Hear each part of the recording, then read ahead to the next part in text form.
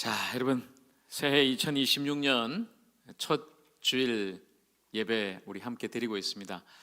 무엇보다도 여러분, 올 한 해는 저와 여러분이 정말 예배의 승리자요, 그리고 예배의 성공자로 그렇게 주님 앞에 살아갈 수 있기를 다시 한번 더 주님의 이름으로 축복합니다. 자, 그리고 우리가 많은 기대와 소망을 가지고 이 새해를 출발했죠. 여러분도 송구영신 예배 드리면서 올 한 해는 주님 이렇게 살길 원합니다. 주님, 그리고 올 한 해는 저와 우리 가정에, 우리 교회 이렇게 행하여 주옵소서, 많은 기도를 또 우리가 또 올려드렸을 텐데요. 오늘 벌써 1월 4일이잖아요. 그러면 이제 우리가 새해를 시작하면서 결심하고 다짐하고 주님 앞에 기도했던 이 모든 것이 작심삼일로 또 허지부지, 또 넘어지고 또 실패하고 또 사라질 그런 시간이 된 게 아닌가 조금 생각을 해보게 되죠. 자, 만약에 작심삼일로 어제까지 3일 동안 그게 무너졌다면 괜찮습니다, 여러분. 오늘 4일이니까 4일째 되는 오늘부터 우리 또다시 결심하는 거죠. 또다시 다짐하는 거죠.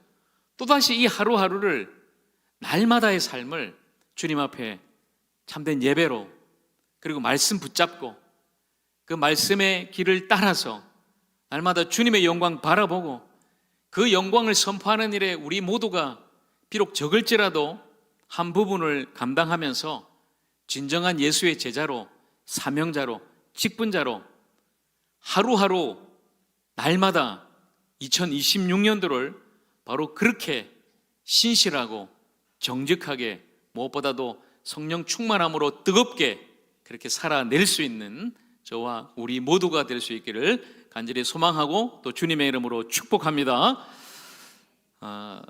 올해는 그래도 작년보다는 좀 더 나아질 거야, 많은 사람들이 그렇게 기대하죠. 근데 기대했다가 혹시 또 실망하면 어떨까 걱정은 됩니다만은, 사실 우리가 기대와 소망으로 시작하는 우리의 삶이 우리 생각대로 되지 않는 그런 순간들이 사실 많이 찾아온다는 거죠. 아마 어쩌면 올해도 그럴지 모르겠습니다. 우리가 계획하고 우리가 생각하고 우리가 소망하는 대로 그렇게 우리의 삶이 흘러가지 않고 우리 생각과 전혀 다른 그런 위기와 어려움이 우리에게 찾아올지도 모르죠.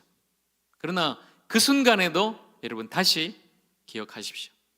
여전히 주님은 우리와 함께 하시고 우리를 사랑하시고 바로 그곳에 우리와 함께 계신다는 사실이죠. 자, 오늘 제가 먼저 이 설교를 시작하면서 우리의 생각과 기대와 전혀 다른 어떤 사건을 우리가 만났을 때 이전에 좀 오래됐습니다만은 실제로 그런 일이 있었습니다. 한 결혼식이 있었는데요. 이제 그분이 그 자녀 결혼식을 위해서 정말 준비를 이제 많이 하셨는데, 이제 특별히 야외 결혼식을 했어요. 그러니까 뭐 이것저것 챙길 게 많죠. 야외에 좀 아주 호젓한 장소를 빌리고 식사도 직접 이제 준비를 했어요. 이제 요리를 이제 하는 셰프들을 좀 불러가지고 야외에서 이제 그 피로연 음식을 장만을 하고 멋지게 쫙 준비를 했습니다. 다행히 날씨는 그날 좋았습니다. 근데 문제는 생각보다 하객들이 너무 많이 온 거예요. 너무 많이 와서, 요즘 여러분 결혼식장이면은 결혼식장 뭐 뷔페를 그 식장에서 계속 만들어내니까 떨어질 일이 없죠. 근데 밖에서 야외에 딱 준비된 그 식재료로 몇 명분 예상하고 했는데 그 피로 현장에 음식이 떨어진 거예요. 너무 많이 와서. 자, 이런 거죠. 실제 그림, 사진은 아닙니다만은 비슷하게 제가 한번 만들어 봤어요. 결혼식장 피로연에 음식이 떨어졌다. 이건 진짜 비상사태죠, 그죠? 비상사태. 큰일 난 거예요. 일전에 우리 교회 뭐 송구영신 예배 때 뭐 말씀 카드 드리는데 목사님 카드가 없어요? 아니면 사무총회 때 이러면 빵을 나눠드렸는데 빵이 없어요. 뭐 이런 것과 비교되지 않는 그런 문제잖아요. 일생에 가장 소중하고 귀한 날, 결혼식, 신랑 신부에게도 그렇고 혼주척도 마찬가지고, 그죠? 기쁨의 자리가 순간 아주 그냥 당혹하는 그런 위기의 순간으로, 시간으로 바뀌었어요. 어쩔 수 없이 보니까 막 그 혼주가, 신랑 신부는 뭐 알지도 못했고요. 양쪽 혼주가 막 큰일 나서 막 왔다 갔다 하면서 하다가 결국은 뭐 식사 못하고 돌아가는 사람이 많았고, 봉투를 급하게 만들어서 그냥 옆에 뭐 식당들이 없어가지고 야외 밖에라 시골이라 그런 일이 있었거든요. 오늘 본문이 바로 그 사건입니다. 인생의 가장 기쁜 자리에 가장 당혹스러운 위기의 순간이 찾아온 바로 그런 이야기죠. 우리가 너무나 잘 알고 있는 가나 혼인잔치 이야기입니다. 자, 오늘 본문으로 다시 돌아가서요, 2장 1절과 2절 말씀 제가 읽겠습니다. 사흘째 되던 날 갈릴리 가나에 혼례가 있어 예수의 어머니도 거기 계시고 예수와 그 제자들도 혼례에 청함을 받았더니, 자, 가나라는 동네는요, 예수님이 사셨던 그 나사렛에서 조금 떨어진 근처의 도시입니다. 거기 이제 혼인잔치가 있었고, 예수님의 어머니 마리아가 그 혼인잔치에 먼저 이제 가 있었다는 것은 분명히 그 마리아와 어떤 연관된 인물이겠죠. 친척일 거예요. 그래서 예수님도 그 혼인잔치에 청함을 받았어요. 제자들과 함께 갔습니다. 그 당시 유대인들의 그 혼인잔치에 대해서 제가 잠깐 말씀드리면, 먼저 정혼을 해요. 이건 우리식의 약혼이죠, 약혼. 약혼을 하게 되면 예수님의 부모 요셉과 마리아도 마찬가지입니다. 먼저 정혼을 하고 법적인 부부 관계가 됩니다만은 같이 살지는 않아요. 신랑은 신랑 집에, 신부는 신부 집에 따로 있어요. 그리고 근 1년 동안 시간을 보냅니다. 그때까지 신부는 이제 신랑을 기다리면서 준비를 하겠죠. 신부로서의 준비. 그리고 신랑은 어느 날 신부를 찾아갑니다. 주로 밤에 가요. 밤에. 그러면은 신랑이 온다. 신부 집에서 이제 신랑을 맞아들이죠. 신부의 들러들이 빨리 등불을 들고 나가서 찾아오는 신랑을 맞아들이죠. 그러면 이제 신랑이 그 신부를 맞이하고 또 만나고 자신의 집으로 데리고 가요. 신랑 집으로. 신랑 집에 가서 이제 혼인잔치가 벌어지는데, 우리 시기에 요즘은 사실 결혼식 뭐 한 30분 하고 피로연 뭐 식사 1시간, 장장 한 7일 정도 오랫동안 잔치를 해요. 계속 잔치를 하니까 이 혼주 측에서는 이 모든 잔치를 한 사람한테 위임하죠. 그 사람이 연회장이에요. 그 사람이 손님들 접대하고 대접하고 음식을 준비하고, 특별히 음식에서 빠져서는 안 되는 그 잔치에서 포도주, 술을 준비한단 말이에요. 자, 그 혼인이 가나에 있었다라는 것을 우리가 이렇게 보게 되고요. 그런데 문제가 생기죠. 3절입니다. 자, 3절 말씀을 우리 같이 읽습니다. 시작. 포도주가 떨어진지라 예수의 어머니가 예수에게 이르되 저들에게 포도주가 없다 하니, 큰일 난 거죠. 앞서 제가 잠깐 말씀드린 그 야외 결혼식에서 피로연에서 음식이 떨어진 것처럼 이 혼인잔치에서 포도주가 떨어졌다는 것은 진짜 큰일 난 거예요. 진짜 비상사태 거죠. 사실은 이제 그 당시 유대인들 문화에서 포도주는 단순한 어떤 음료나 술이 아니라 특별히 그 잔치에서 기쁨, 그리고 축복, 신랑 신부나 그 혼주 측 가정에 있어서는 체면이죠. 이 정도로 우리 가정이 찾아온 손님들한테 잘 대접한다, 그 가문의 명예가 달려있는 거예요. 사실 음식과 포도주는 말이죠. 그런데 이 포도주가 떨어졌다는 건 단순히 그냥 실수가 아니라 어쩌면 이 신랑 집안의 수치가 되는 거예요. 그 공동체 마을 전체의 잔치인데 잔치가 이제 끝났다는 거예요. 한마디로 망했다 이거죠. 망했다. 여러분, 얼마나 지금 큰일이 일어났습니까? 예수님과 예수님의 어머니도 함께 참여하고 있는 그 혼인잔치에 지금 이런 일이 벌어졌으니까 모두가 기뻐해야 될 그 순간에 기쁨이 멈추고 위기가 찾아왔으니까 말이죠. 자, 근데 보세요. 마리아가 놀랍게도 이 일을 예수님께 이야기를 합니다. 근데 여러분, 그 잔치에 있어서 그런 문제가 생겼으면 사실 누구한테 가서 먼저 말을 해야 되죠? 누구한테요? 예, 혼주하고 연회장에. 사실 혼주도 어떻게 할 수 없어요. 왜냐하면 혼주도 연회장한테 맡겼으니까. 당신이 책임지고 이 7일 동안의 잔치, 오랜 기간 많은 사람들이 찾아오니까 마음껏 즐길 수 있도록 음식과 포도주를 준비하십시오라고 맡겼으니까 연회장한테 책임이 있는 거죠. 근데 마리아는 연회장이 아니라 아들 예수께 이렇게 이야기를 합니다. 저들에게 포도주가 없다. 왜 그랬을까요? 여러분, 문제를 사람한테다가 가지고 가지 않고 마리아는 지금 그 문제를 예수님께 가지고 간 거죠. 뭔가 예수께서 하실 것이라는 기대와 소망을 가지고, 또한 어떤 일이 벌어질지 그도 알지 못하지만 믿음을 가지고 예수님께 이야기를 한 거죠. 자, 그런데 예수님의 반응이 좀 놀랍습니다. 어머니가 예수야, 지금 이 혼인잔치하고 있는데 포도주가 떨어졌단다, 큰일 났다, 이 말을 듣고 예수님이 뭐라고 말씀하시는가? 자, 4절입니다. 4절 말씀 같이 시작. 예수께서 이르시되 여자여, 나와 무슨 상관이 있나이까? 내 때가 아직 이르지 아니하였나이다. 너무 쌀쌀맞잖아요. 너무 또 무례하잖아요. 우리가 보통 생각하는 예수님의 말씀이 아니잖아요. 나는 마음이 온유하고 겸손하니. 그 예수님의 마음이 도저히 이 말씀 속에 묻어 있질 않은 거죠. 이상한데? 우리가 믿고 우리가 사랑하는 예수님께서 어떻게 이렇게 어머니한테 말씀할 수 있는가? 첫 번째, 여러분, 그 말부터 이상하잖아요. 어머님 아니라 뭐라고 그래요 지금?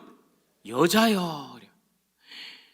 요즘 같으면 여러분 자녀들이 여러분한테 이 여자가 아니면 이 남자가 이랬다면 어떨 것 같으세요 여러분? 바로 올라오겠죠? 예? 바로, 그죠?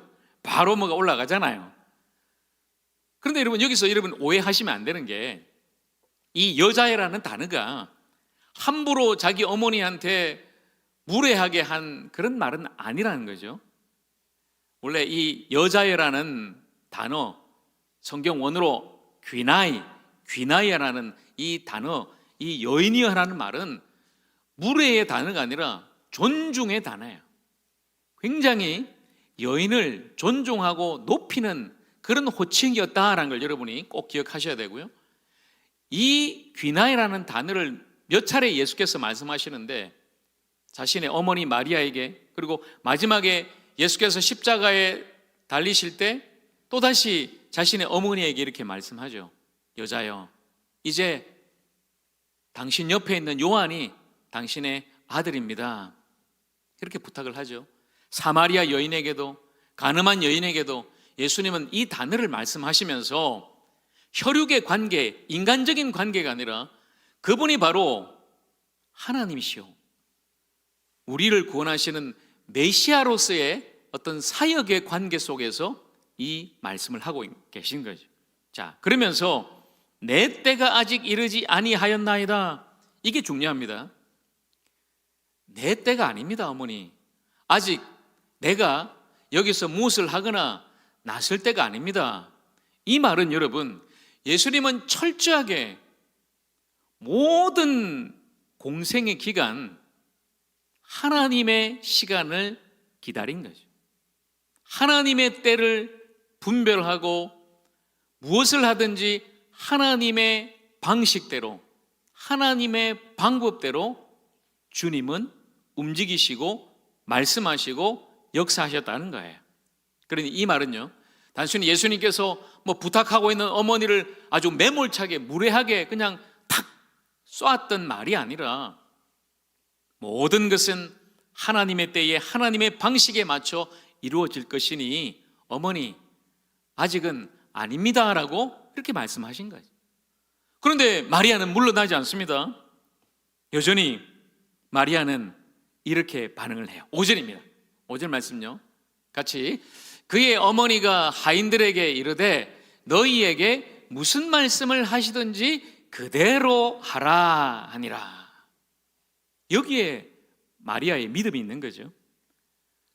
예수님께서는 아직 내 때가 아니고 나는 하나님의 방법대로 할 겁니다라고 이야기했건만 마리아는 예수님이 뭔가 하실 걸 기대하고 믿었던 거예요.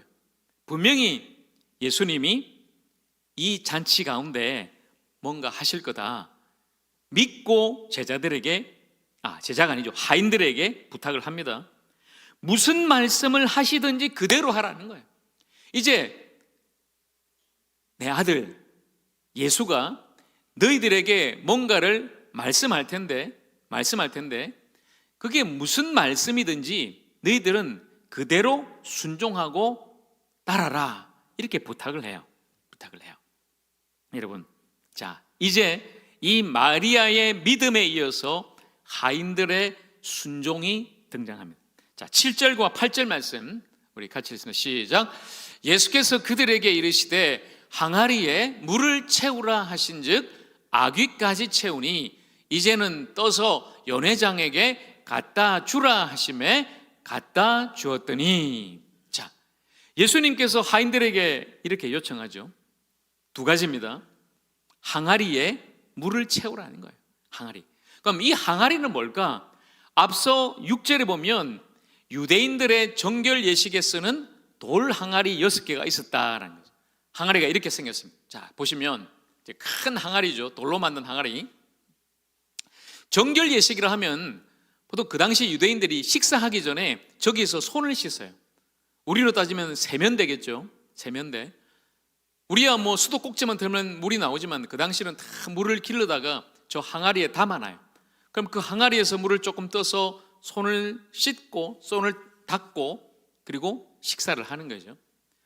그 잔치에 많은 사람들이 있으니까 저 큰 항아리 통을 6개나 놓고 사람들이 먼저 손을 씻고 잔치하게 했죠. 그런데 예수께서 그 하인들에게 저 돌 항아리에다가 물을 채우라는 거예요. 이게 지금 뭐예요? 지금 포도주가 없는데 포도주 빨리 어디서 구할까 동분서주하면서 막 하고 있는데 하인들에게 지금 항아리에 물을 채우라는 거죠. 그러나 예수의 어머니 마리아는 무슨 말씀을 하시든지 그냥 그대로 하라 하니까 제자들은 순종합니다. 저 항아리에다가 물을 채우는데요, 아마 그들이 반신반의하고 야 이거 좀 뭔가 지금 연회장한테 우리 혼나는데 지금 빨리 어디 가서 포도주 구해와야 되는데 믿지 못하고 의심했다면 저 항아리에 여러분 물을 채울 때 그냥 적당히 채웠겠죠. 절반만 채울 수도 있겠죠. 그런데 하인들이 어디까지 채웁니까? 물을요? 가득 채워, 아귀까지 가득 채우고 나서 이제 예수님이 갖다 주라, 그 물을 떠서 갖다 주라는 거예요. 저 연회장한테. 그죠? 자, 여기에서 여러분 이제 정말 중요한 순종의 마지막 고비가 나온 거예요. 채우는 건 그냥 채울 수 있어요. 그런데 갖다 주는 건 진짜 다른 차원이죠. 왜냐면요 여러분, 저 돌 항아리에 물은 여전히 지금 물이에요. 지금 뭐가 없습니까? 뭐가 없어요? 포도주가 없어요. 그 사람들은 이미 저 항아리에서 물을 떠서 손은 씻었어요. 지금 손 씻을 차례가 아니잖아요. 지금 포도주가 없어서 난리가 났는데, 아니 예수님은 저 돌 항아리 물을 떠서 연회장한테 갖다 주라 그러니까 그것도 여러분 무슨 물이에요? 그 물이 손 씻는 물이잖아요. 손 씻는 물을 떠가지고 연회장한테 갖다 주면 어떻게 되겠어요? 지금 연회장은 지금 큰일 났어요. 포도주 찾고 있는데. 그런데 하인들은 어떻게 해요? 갖다 주라 하심에 갖다 주었더니. 여러분 바로 여기에 순종이 있는 거죠.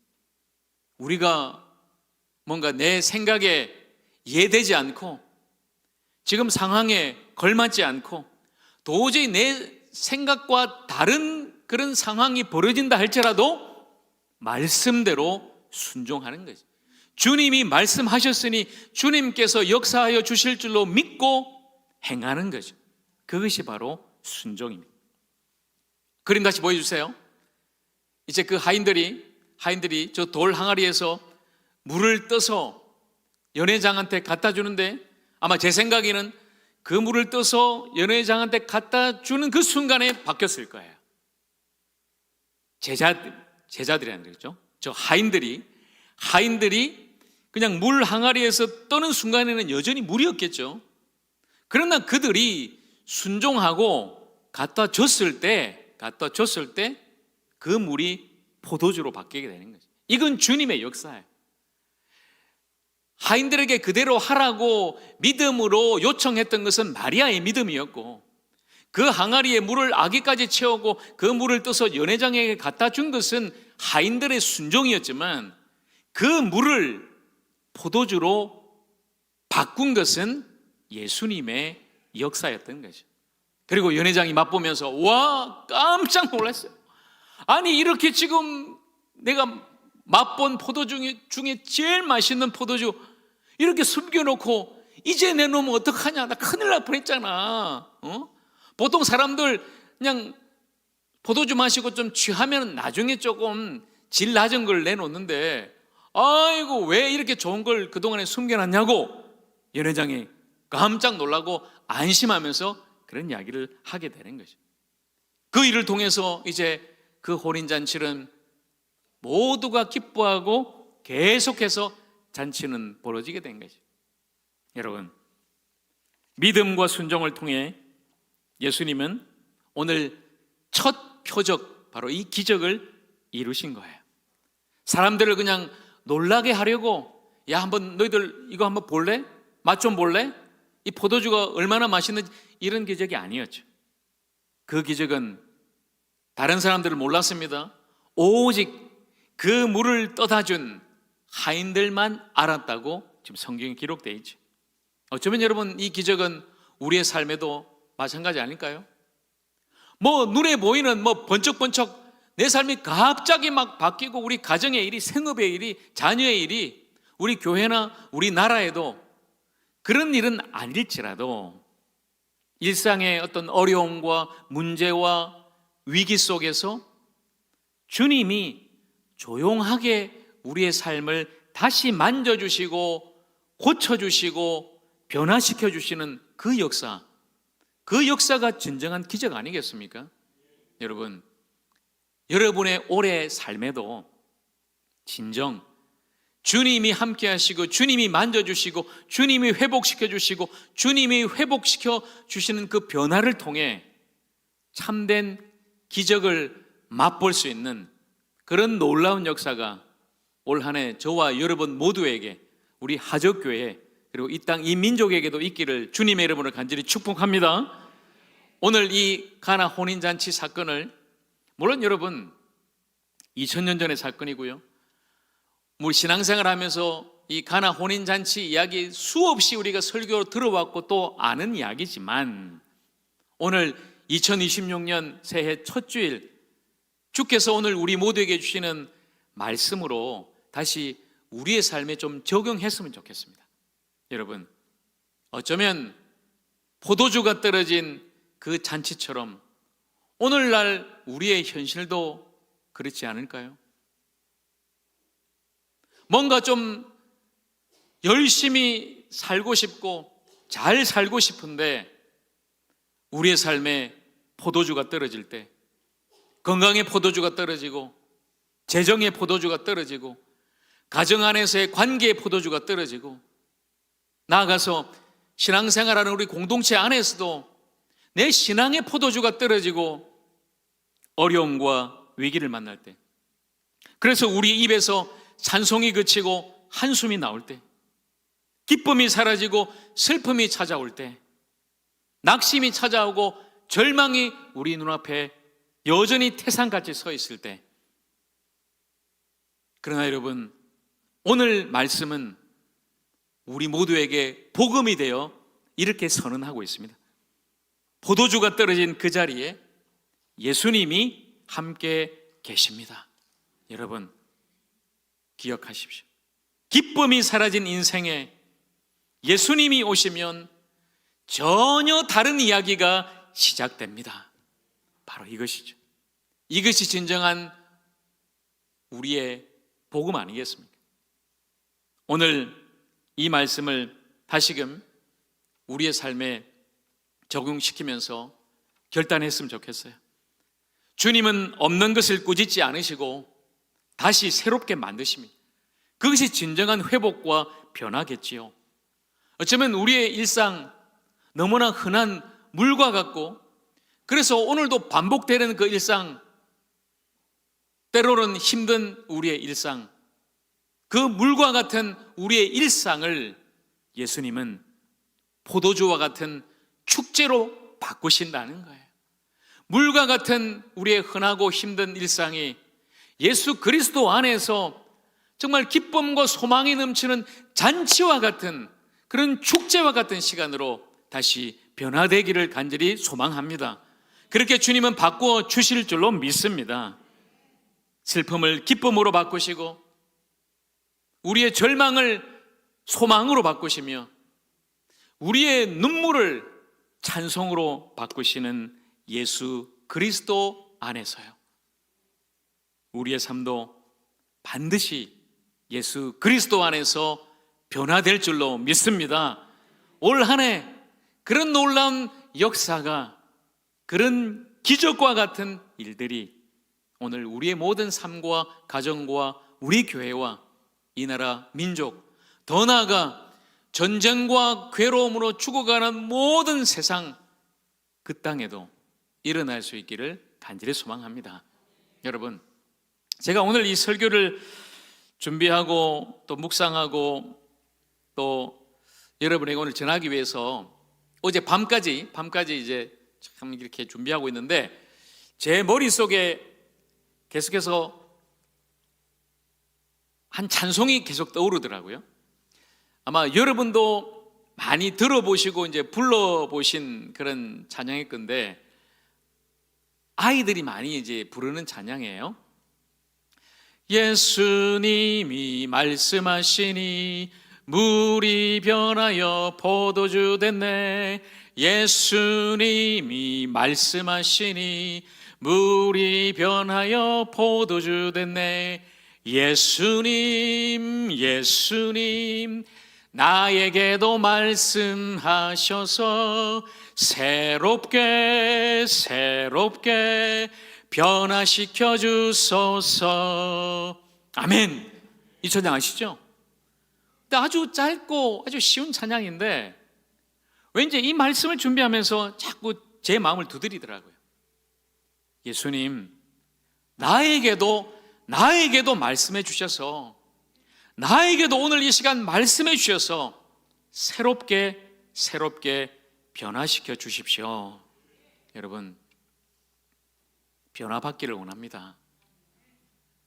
여전히 지나온 시간들처럼, 작년에 행했던 그 모습들처럼 여러분 그렇게 사시겠습니까? 아니면 주님의 말씀에 믿음과 순종으로 반응하여 새롭게 변화된 삶을 사시겠습니까?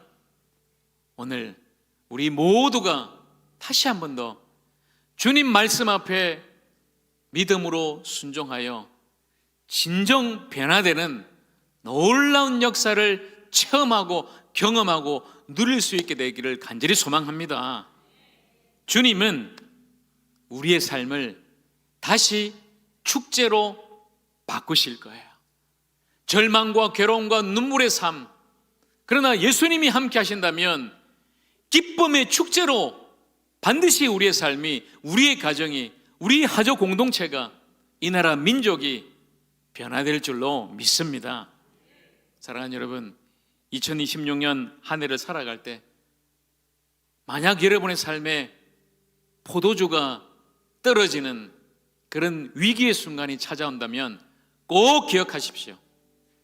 우리 인생의 주인, 우리 삶의 잔치의 주인이 바로 예수 그리스도, 우리 주님이라는 사실을 기억하십시오. 기도하겠습니다.